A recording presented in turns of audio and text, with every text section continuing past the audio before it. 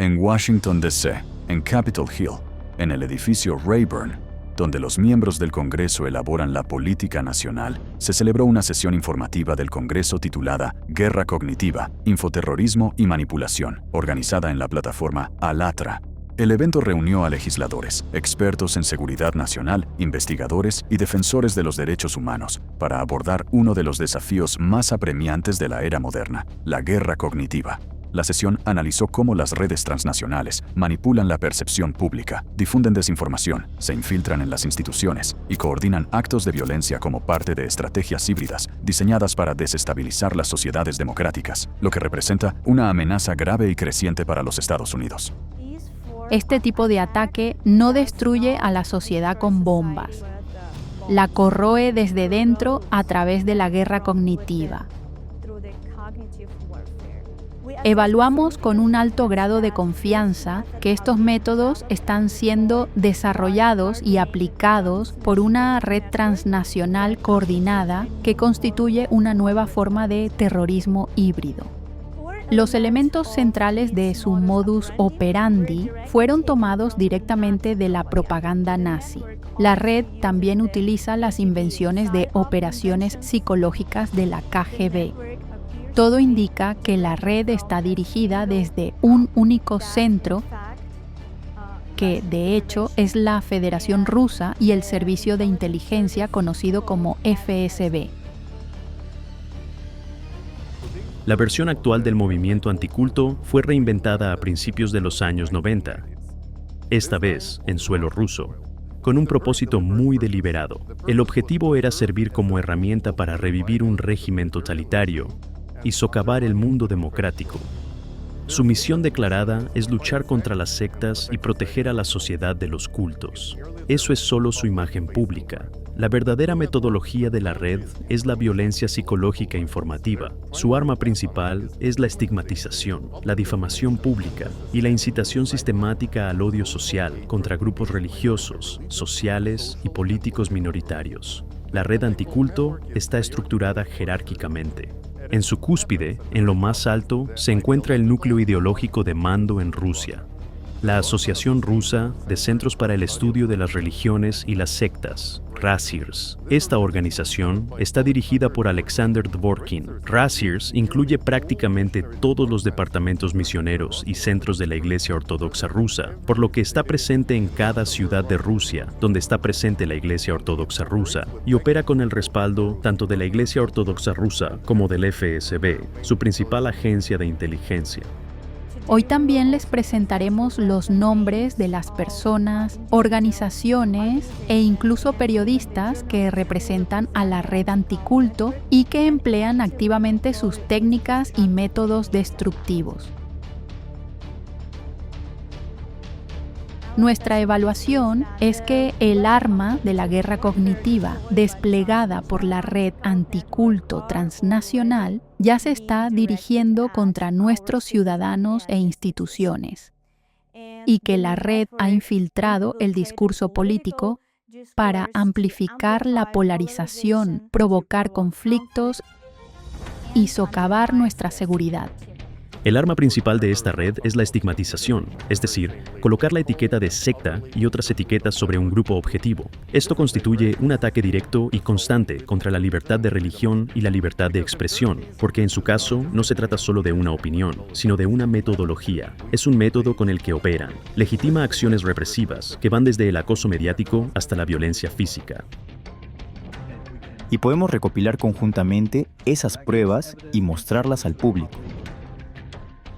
La sesión informativa presentó los testimonios de representantes comunitarios que fueron objetivo de una red anticulto, revelando el grave daño y los abusos sistemáticos resultantes de sus actividades. Desde 1999, millones de practicantes de Falun Gong han sido brutalmente perseguidos, detenidos, encarcelados y torturados. Actualmente hay más de 5.200 casos de muerte bien documentados debido a torturas y abusos. Además, el Tribunal de China estimó que cientos de miles han sido asesinados en la atrocidad de la sustracción forzada de órganos. Nos hemos reunido aquí para debatir sobre la influencia de la guerra cognitiva, la manipulación y la desinformación. Y uno de los ejemplos más claros de ello es el antisemitismo en Internet. Esto no es solo un problema de la comunidad judía, es un asunto de democracia, de confianza y de la capacidad de proteger a nuestras comunidades de la manipulación que puede tener consecuencias reales en el mundo. Mi nombre es Jason Bell. Soy veterano, ex sargento en la Guardia Nacional del Ejército de Michigan. Realicé una misión en Afganistán en 2011. Concluí mi servicio en el destacamento del 46º Comando de Policía Militar en Light Guard Armory, realizando honores fúnebres para muchos de nuestros veteranos, hasta mi separación en 2016. Actualmente estoy finalizando mi licenciatura en la Universidad de Michigan en educación secundaria. Mi esperanza es devolver algo a nuestro país, que tanto me ha dado. Como alguien que defendió esta nación, nunca imaginé que tendría que defender mi derecho a ser voluntario libre y abiertamente. Eso es lo que me trae hoy aquí. Quiero compartir con ustedes un ejemplo concreto y real para que puedan comprender y sentir todo lo que han escuchado hoy, verlo en sus hijos, en su propia vida y entender que esto puede suceder y sin duda sucederá si no tomamos ninguna medida.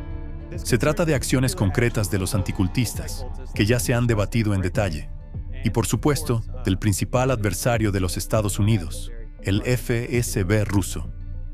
A causa de sus acciones, tanto aquí como en el extranjero, he enfrentado hostilidad, desprecio y persecución relacionadas con mi labor de voluntariado en el movimiento internacional social Alatra a lo largo de 5 años. Desde 2015 me he formado en la Academia de Kung Fu de Detroit como instructor, en un estilo conocido como Wing Chun.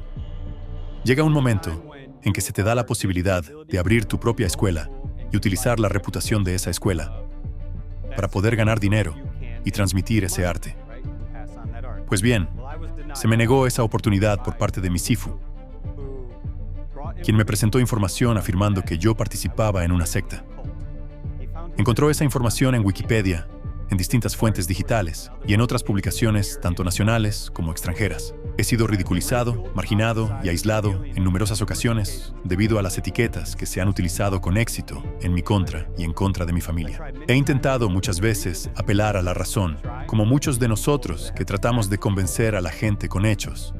Pero esto no tuvo éxito. Estas publicaciones han tenido un efecto duradero y real sobre mí y mi familia. Estas fuentes difunden tergiversaciones y falsedades, han dañado mi reputación en los círculos sociales y han eliminado mis oportunidades de generar ingresos enseñando dicho arte marcial. Y, como es lógico que me preocupe en este momento, amenazan mi futuro como educador, profesión que depende en gran medida de la percepción pública que se tiene de mí como profesor.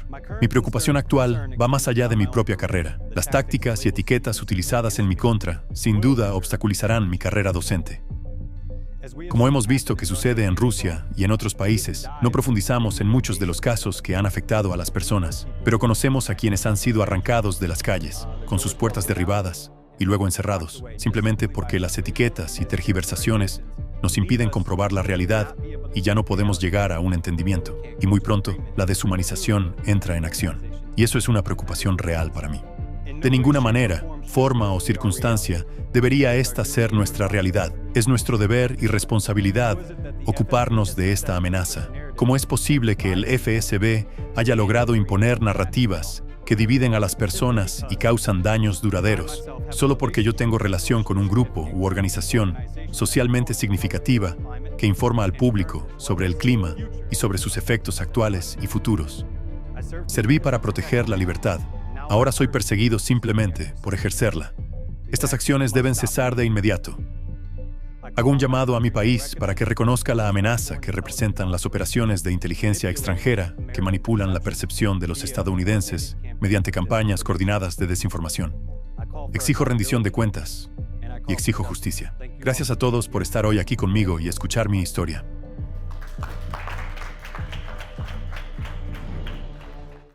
La influencia de la red se extiende hasta los niveles más altos. La sesión informativa detalló el caso de Jakub Jal, presunto agente de la red en Europa. A pesar de las graves acusaciones penales, no fue investigado. En lugar de eso, fue protegido. Los testigos informan sobre violencia sexual sistemática contra niños de entre 8 y 13 años. Los testigos describen que Jal administraba en secreto inyecciones de sustancias desconocidas a los niños en una habitación aparte. Los testigos relatan que cometía actos de crueldad sádica, incluido matar perros callejeros y obligar a las víctimas a participar en la coprofilia. Consideren la historia de una niña a la que el documental llama Violet. Con solo 13 años, según ella, fue violada por Yal, quien primero puso algo en su agua sin que ella lo notara de inmediato.